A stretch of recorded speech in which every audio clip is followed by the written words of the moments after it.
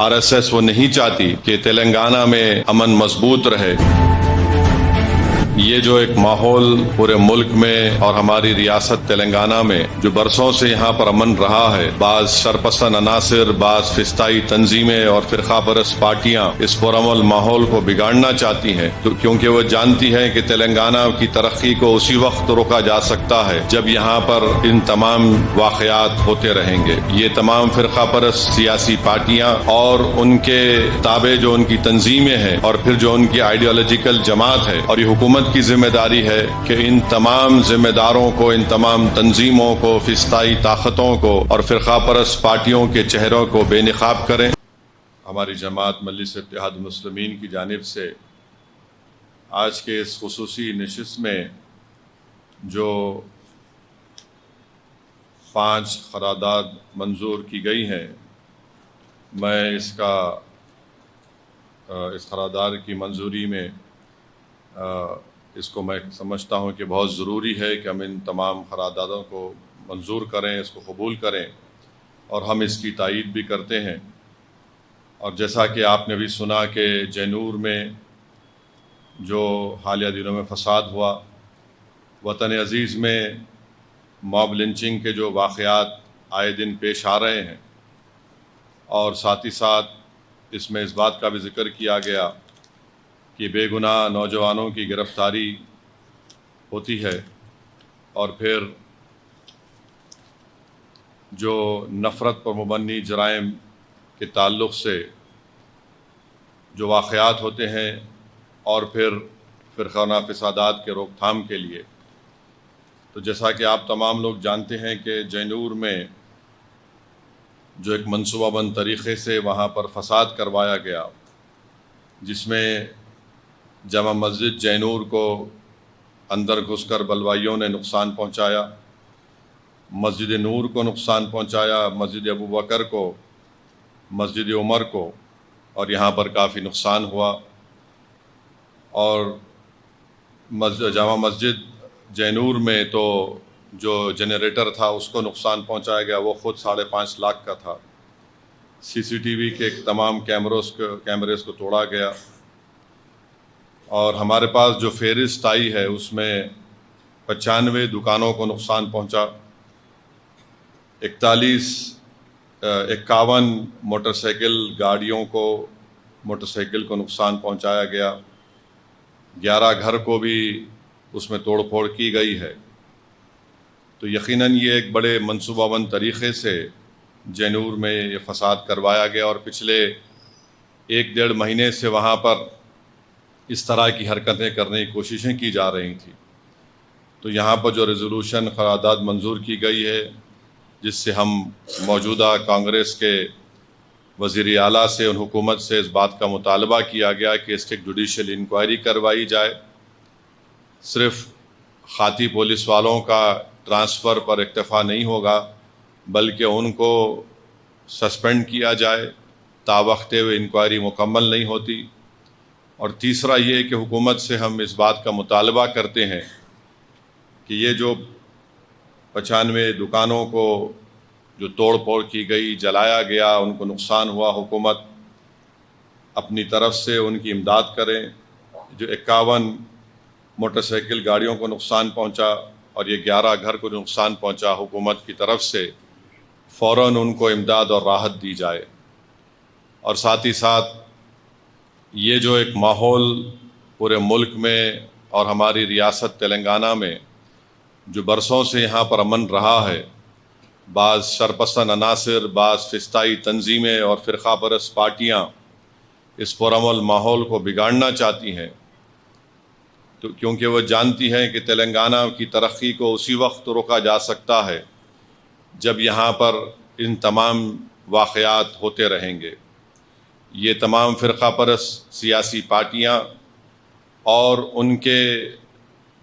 تابع جو ان کی تنظیمیں ہیں اور پھر جو ان کی آئیڈیالوجیکل جماعت ہے، RSS وہ نہیں چاہتی کہ تلنگانہ میں امن مضبوط رہے،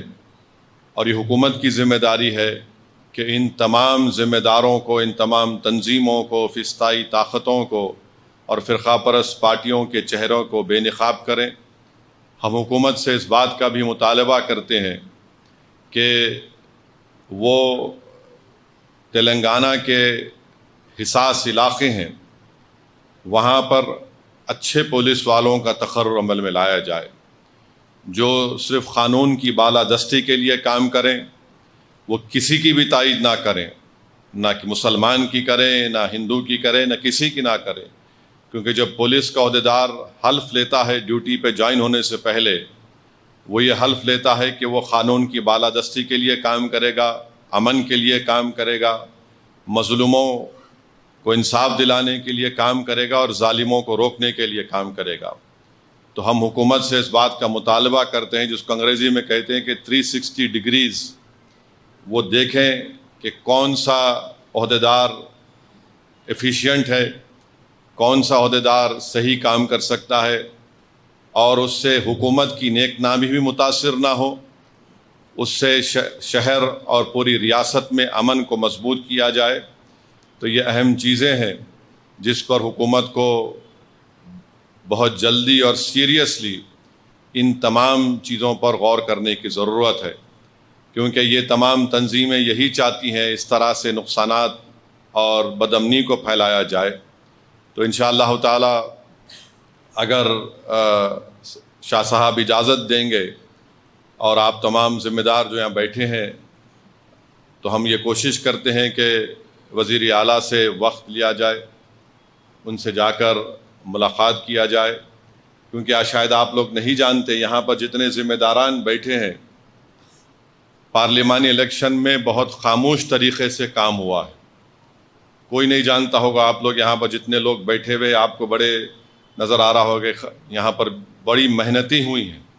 بڑی کوششیں، کاوشیں اور قربانیاں دینا پڑا سب کو۔ اور یہ بات آج میں معافی چاہتا ہوں ان تمام ذمہ داروں کے درمیان میں کھڑے ہو کر میں اس بات کو کہہ رہا ہوں، مگر عوام الناس کو بھی یہ بات معلوم ہونی چاہیے، اور حکومت بھی جانتی ہے، موجودہ حکومت کے تمام ذمہ داران جانتے ہیں کہ کس طریقے سے محنتیں ہوئی ہیں، قربانیاں دی گئی ہیں۔ تو اسی لیے ہم حکومت سے اس بات کا مطالبہ کرتے ہیں کہ یہ حکومت ہماری ہے، ہم یہ سمجھتے ہیں کہ اس میں ان تمام ذمہ داروں کا اور آپ لوگوں کا ووٹ بھی شامل رہا ہے، اور حکومت کا اولین فریضہ یہ ہونی چاہیے کہ کہیں پر بھی کسی بھی قسم سے کوئی تشدد نہ ہو۔ اور ماب لنچنگ کے بارے میں بھی ایک اسکول کا واقعہ پیش آیا جہاں پر بدتمیزی کی گئی اسکول کے بچیوں سے۔ تو اس طرح کے یہ جو چیزیں ہیں، یہ اگر آپ دیکھیں گے، یہ نہ صرف سب کے لیے نقصان دہ بلکہ تلنگانہ کی ترقی کے لیے نقصان دہ۔ ہم یہ چاہتے ہیں کہ تلنگانہ میں ساری دنیا سے لوگ آ کر یہاں پر انویسٹمنٹ کریں، تلنگانہ پوری ملک کا طاقتور اور بہترین ریاست بنے۔ یہ ہم تمام کی نیت ہے، ہمارا خواب بھی ہے، مگر یہ حکومت کی اور پولیس کی ذمہ داری ہے کہ ان ایسے لوگوں پر نظر رکھیں، اور اس طریقے سے جو منصوبہ بند طریقے سے جو فساد برپا کیا گیا، اور پھر یہ جو فرقہ پرست میڈیا ہے جو یہ پروپیگنڈا کر رہا ہے کہ فلاں ایسا ہوا تھا، یہ ہوا تھا، اگر وہ واقعے میں ہوا تو شخص گرفتار ہوا، اس کو جیل کو بھیجایا گیا، اور کوئی بھی مسلمان اس کی تائید میں کوئی بیان نہیں دیا۔ اب یہ عدالت فیصلہ کرے گی، مگر اس کے بعد یہ بند کال کا کال کرنا، اس کے بعد پھر یہ تمام تشدد کو برپا کرنا، یہ تو حکومت کو یہ لوگ چیلنج کر رہے ہیں، اور حکومت کو یہ دیکھنا چاہیے کہ ایسے لوگ جو کھڑے ہو کر برسر اقتدار جماعت کو، ان کی حکومت کو جو بدنام کرنے کی کوشش کی جا رہی ہے، اس کو روکا جائے۔ ہم نہیں چاہتے کہ تلنگانہ میں کسی بھی جگہ پر فساد ہو، کیونکہ نقصان اس کا غریب کا ہوتا ہے، چاہے ہندو ہو یا مسلمان ہو۔ تو اس لیے ہم امید کرتے ہیں کہ حکومت اس کا نوٹ لے گی۔ اور دوسری بات یہ ہے،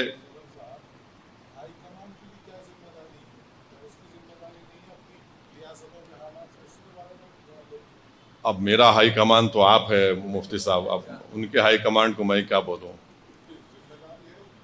ہم پہ اللہ کا کمانڈ چلتا، کسی کا نہیں چلتا، مگر اب یہ ظاہر ہے ان کی پارٹی کے بڑے بڑے قائدین کو دیکھنا ہے۔ اور آپ دیکھ رہے ہماچل پردیش میں کیا ہو رہا ہے، ایک مسجد ہے وہاں پر، اور برسر اقتدار جماعت کا منسٹر کہہ رہا ہے کہ مسجد کو تو شہید کر دو. یہ سبھی معاملہ ہے کہ آپ حکومت میں ہیں, ایک مسجد کا ایک چھت ڈالا گیا جو آزادی کے وقت کی مسجد ہے, تو اس پر یہ ناراضگی, یہ غصہ, یہ نفرت نہیں ہے تو کیا ہے. تیسری اہم بات یہ ہے کہ جو بی جے پی کی حکومت پورے ملک میں وقف کی جائیداد کا جو بل لے کر آئی ہے, میں صرف مختصر سے الفاظ میں اپنی بات کو بول کر یہاں سے رخصت ہو جاؤں گا, کیونکہ انشاءاللہ تعالی All India Muslim Personal Law Board کی طرف سے شہر حیدرآباد میں ایک بڑے پیمانے پر جلسے عام کا بھی انعقاد عمل میں لایا جائے گا, کیونکہ ابھی شہر میں ہمارے ہندو بھائیوں کا گنیش کا تہوار چل رہا ہے, پھر میلاد النبی کے بھی جلسے و جلوس ہوتے ہیں, اور تھوڑا بارش کا موسم بھی ہے. صدر All India Muslim Personal Law Board Maulana Khalid Saif Ullah رحمانی صاحب کے حکم پر انشاءاللہ تعالی جلد سے جلد ایک میٹنگ بھی ہوگی اور ایک جلسے عام بھی ہوگا, اس میں آپ لوگ شرکت کریے. میں ذمہ داروں کی موجودگی میں صرف اتنا ہی بتانا چاہوں گا کہ اگر یہ خدا نہ خواستہ یہ بل اگر قانون بنے گا تو کوئی بھی وقف کی پراپرٹی مسلمانوں کے پاس نہیں رہنے والی, سب حکومت کے قبضے میں چلا جائے گا. اور جس منصوبہ بند طریقے سے نریندر مودی کی حکومت نے اپنی نفرت کو اس قانون میں جو شکل دی ہے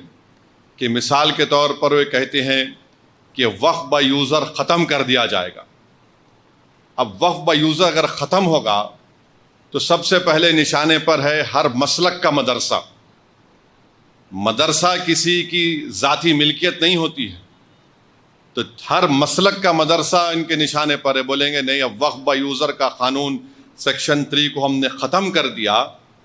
اب ہم طے کریں گے کہ کون اس کا مالک ہے. دوسرا, حیدرآباد کی مکہ مسجد ہے, قانون یہ بول رہا کہ رجسٹرڈ ڈیڈ لے کر آؤ آپ. تلنگانہ میں 33,000 کے قریب وقف کی جائیداد رجسٹرڈ ہے. 90% ان جائیدادوں کے پاس کوئی رجسٹرڈ ڈیڈ ہی نہیں ہے, کوئی رجسٹرڈ ڈیڈ نہیں ہے. تو حکومت بولیں گی دیکھیے اب آپ کے پاس رجسٹرڈ ڈیڈ نہیں ہے, وقف با یوزر ختم ہو گیا, اب ہم اس پہ قبضہ کر لیں گے. قبرستان ہے, قبرستان کے کوئی کاغذ نہیں ہے. خانقاہیں ہیں, کوئی کاغذ نہیں ہے. درگاہیں ہیں, کوئی کاغذ نہیں ہے. کیا ہے؟ وقف با یوزر ہے. اگر وقف با یوزر چلا جائے گا تو یہ سب ختم ہو جائیں گے, اور نہ صرف یہ ختم ہو جائیں گے بلکہ خدا نہ خواستہ جتنی مسجد کی کمیٹیاں ہیں اس میں بھی وہ لوگ بولیں گے کہ ہم بی جے پی کے لوگوں کو کمیٹی کا ممبر بنائیں گے. آپ نماز پڑھیے, اس سے آپ کو کیا کرنا ہے. اور یہ بل میں یہاں تک لکھا گیا ہے کہ اس اگر وہ قانون بنے گا تو اس کے رولز بھی نریندر مودی دلی میں بیٹھ کے بنائیں گے. اس بل میں یہ بھی لکھا گیا کہ اگر وقف بورڈ کسی کے خلاف ایکشن لینا ہے تو نریندر مودی سے پوچھنا پڑے گا. اس بل میں یہ بھی لکھا گیا ہے کہ سینٹرل وقف کونسل میں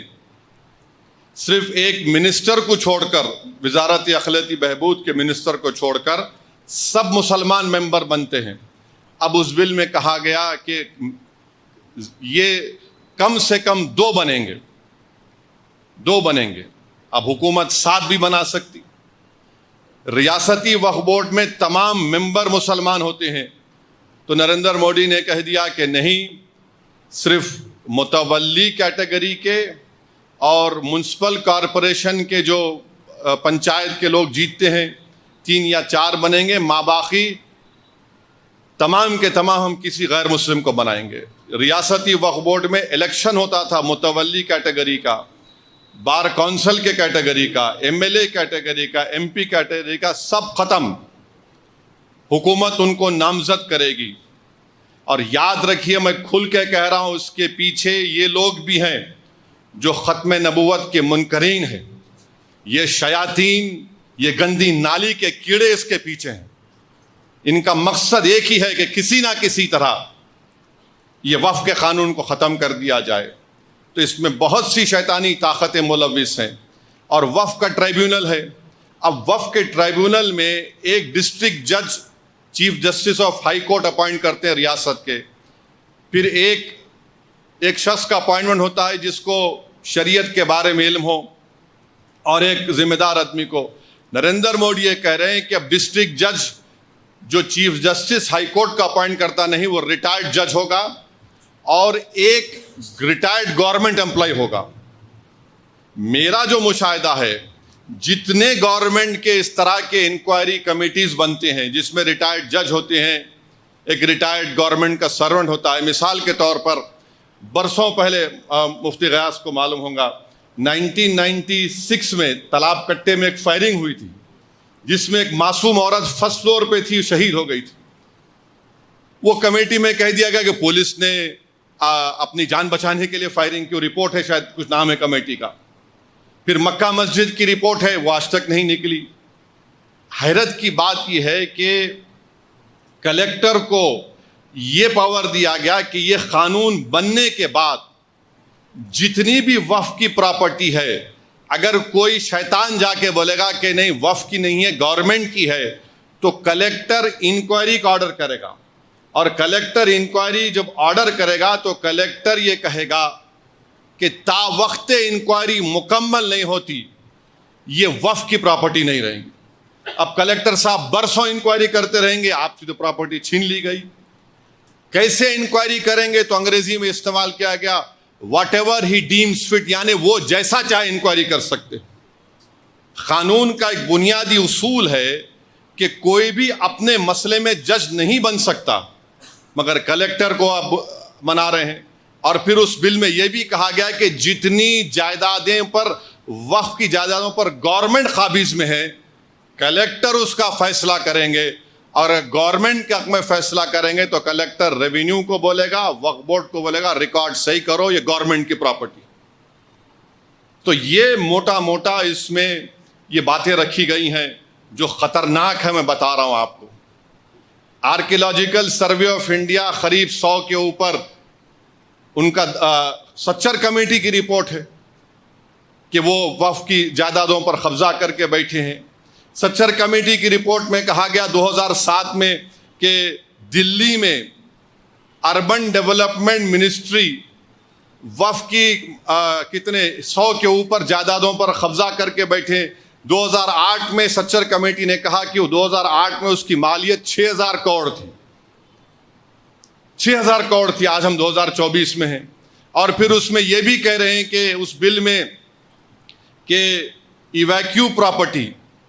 پنجاب میں جو لوگ پاکستان جانے سے پہلے یہ جائیدادوں کو وقف کر کے چلے گئے، اور جس وقت بھارت تھا جس شکل میں تھا وہ تو بھارت کے شہری تھے، انہوں نے قانون کا استعمال کیا کیونکہ اس کی آمدنی کافی ہے پنجاب میں۔ تو اس میں بڑے بڑے جو لینڈ شارکس ہیں، اور نریندر مودی ان کو انعام کے طور پر کہہ رہے ہیں کہ ہم نے ایویکیو پراپرٹی بھی ختم کر دیں گے۔ اس بل میں یہ بھی ہے کہ لمیٹیشن پیریڈ ہوتا ہے، اگر کوئی قبضے میں ہے تو لمیٹیشن کے بعد وہ مالک ہو جاتا ہے، وہ قانون کا اطلاق وقف بورڈ پہ نہیں ہوتا۔ تو نریندر مودی بول رہے لمیٹیشن ختم، یعنی جو لاکھوں جائیدادوں پر ہم کیس لڑ رہے ہیں وہ مالک بن جائیں گے، جیسا کہ ASI ہے، جیسا کہ اربن ڈیولپمنٹ منسٹری ہے۔ ہندو اینڈومنٹ بورڈ پر آپ جا کر دیکھیے، ان کا سیکشن ہے تلنگانہ آندھرا کا 123 سیکشن ہے جو کہتا ہے لمیٹیشن کا اطلاق ہندو مندروں پر نہیں ہوگا۔ تو یہ جو چیز ہم سے چھیننے کی پوری کوشش کر رہے ہیں، تو یاد رکھیے اگر ہم اس کا پرزور طریقے سے مخالفت نہیں کریں گے تو پھر نقصان ہمارا ایسا ہوگا کہ ہم ایک مسجد کو کھوئے ہیں، کئی مسجدیں ہمارے ہاتھوں سے نکل جائیں گی۔ آپ صرف روتے رہیں گے، نعرے لگاتے رہیں گے، کچھ نہیں ہوگا۔ تو اس قانون کو روکنا ہے، اور یہ بڑا ہی تاریخی نازک موڑ پر آپ اور ہم کھڑے ہوئے ہیں۔ اگر ہم متحدہ طور پر اس جدوجہد کا حصہ نہیں بنیں گے، میرے سے ایک صاحب آ کر بولے کہ ہم کو فلاں ایسا کر دو، ہمارا یہ بنا دو، میں نے کہا جی حضرت یہ قانون تو پڑھو آپ، اس میں کچھ بچے گا نہیں تو آپ کو کیا ملنے والا ہے، اس میں سب ختم ہو جائے گا۔ تو یہ قانون بڑا خطرناک ہے، اور مسلم پرسنل لا بورڈ نے عوام الناس سے اپیل کی ہے کہ آپ QR کوڈ کے ذریعے، خط کے ذریعے اپنے وکیلوں سے ڈرافٹ کر کے اس کمیٹی کو بھیجا سکتے ہیں، آپ بھیجائیے، اور ہم کو کوشش کرنا ہے۔ یہ بڑا خطرناک قانون ہے، اور میں یہ تمام 5 ریزولوشنز کی قرارداد کی تائید کرتا ہوں، اور ہم حکومت سے امید کرتے ہیں اور مطالبہ کرتے ہیں، کیونکہ DGP سے جا کر مجلس کے اراکین اسمبلی بھی ملاقات کی ہے، اور اس میں کئی بڑے بڑے پارٹی کے لوگ بھی ذمہ دار ہیں۔ اس میں ایک پارٹی کا ایکس چیئرمین ہے یا کیا ہے، وہ جو بھی ذمہ دار ہے، ان کے تمام ویڈیوز ہیں۔ تو ہم امید کرتے ہیں کہ انصاف ہوگا، اور پھر انشاءاللہ تعالی ہم شاہ جمال الرحمن صاحب جو فیصلہ کریں گے، مجلس اتحاد المسلمین آپ کے ساتھ ٹھہری ہے، کیونکہ اس میں کوئی سوائے اس کے یہ ہے کہ شہر ریاست کے امن کو مضبوط رکھنا ہے۔ یہی چند گزارشات مجھے آپ تک کہنا تھا۔ وآخر دعوانا الحمدللہ رب العالمین۔